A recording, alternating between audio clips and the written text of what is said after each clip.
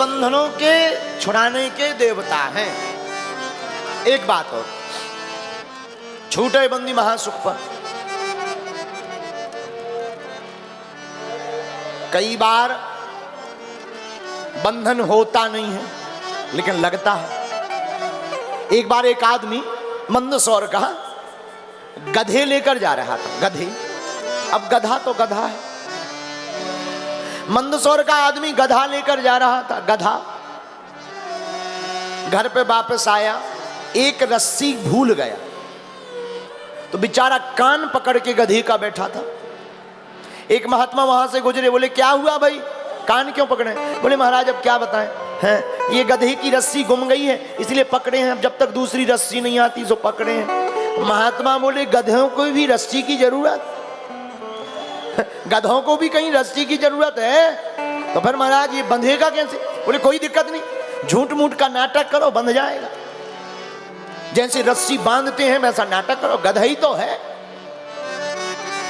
इतना ही ज्ञान होता तो गधा होता। इसने कहा अच्छा ट्राई करते हैं। उसने गले में ऐसी रस्सी लगाई और खूंटा पे जाकर के ऐसी झूठ मूठ का बढ़िया ठोक ठाक दिया, गधा को लगा के हम बंध गए। बाकी गधा तो टिस से मिस हुए, ये भाई साहब तो पूरी रात नहीं हले। सुबह हुई, इसने कहा कि अब ले जाना है गधों को फिर से जंगल में। साहब गधों की रस्सी खोली, सब चलने लगे, लेकिन ये जो था जिसकी झूठ मूठ की रस्सी बांधी थी ये चले ही ना। खूब पिटाई मारी, लठ मारे, पांव तोड़ दिया पर गधा नहीं चला। भागा भागा महात्मा के पास गया, बोले महाराज जी ऐसा कौन सा मंत्र मार दिया जो गया ही नहीं? बोले क्या हुआ? बोले कल जो आपने झूठ मूठ की रस्सी से बंधवाया था वो अब चल ही नहीं रहा। महात्मा बोले तुमने झूठ मूठ की रस्सी खोली है? खोली कि नहीं? बोले महाराज खोली तो नहीं है। अरे बोले गधाई तो है, खोलोगे तभी तो वो जाएगा। और सच में वही हुआ, भागा भागा आया, उसने झूठ मूठ का नाटक किया कि हम रस्सी खोले, सोई गधा चल पड़ा। यही हम लोगों का हाल है। हम लोगों को लगता है कि हम बंधन में हैं, बंधन दिखाई पड़ता है पर बंधन होता नहीं है। माया दिखाई पड़ रही पर माया है नहीं, जो दिखाई पड़ रहा वो होता नहीं है, होता सिर्फ भगवान श्री राम नाम है। ऐसे समझो। दूसरी बात से समझो, कई लोग गर्मियों में जो कार चलाते हैं उन लोगों को ये पता होगा, कार जब चलाते हैं तो दूर जाने पर पता लगता है कि दूर नजर डालो तो ऐसा लगता है जैसे सामने पानी भरा रोड पर। दूर नजर लगाओ ऐसा लगता है जैसे रोड पर पानी भरा, ऐसा होता नहीं है पर दिखाई पड़ता है। उसी प्रकार ये संसार लगता जरूर अपना है पर ये अपना नहीं है, ये तो सिर्फ सपना है, केवल राम जी ही अपना है। बोलो सीताराम। सीताराम। जोर से बोलो, और जोर से बोलो, और जोर से बोलो।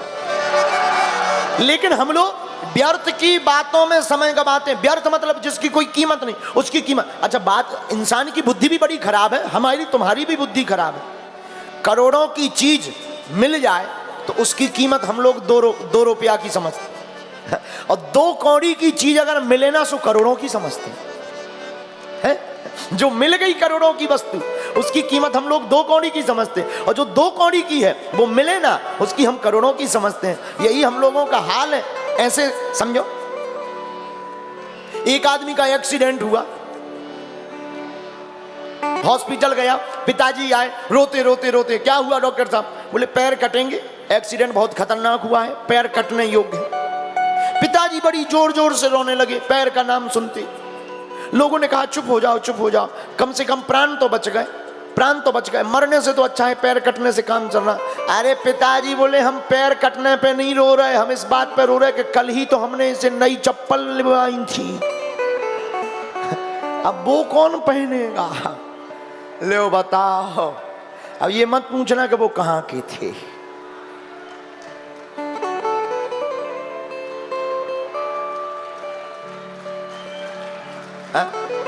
हम लोगों का भी हाल यही है।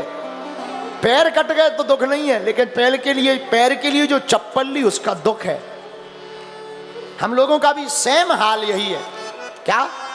जो 2 कौड़ी की वस्तु है, संसार के साधन, उसे हम लोग संजो कर रखते हैं, लेकिन जो करोड़ों की है भगवान की साधना, उसकी तरफ ध्यान नहीं देते। लेकिन जो साधना की तरफ ध्यान देता है, साधन उसके आगे पीछे डोलते हैं। यही हनुमान कथा का सार है।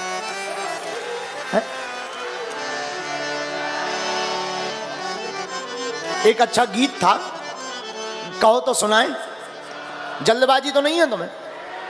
अच्छा, जल्दी किस किस को जाना है? हाथ उठाओ। रोड खुला है, निकल जाओ।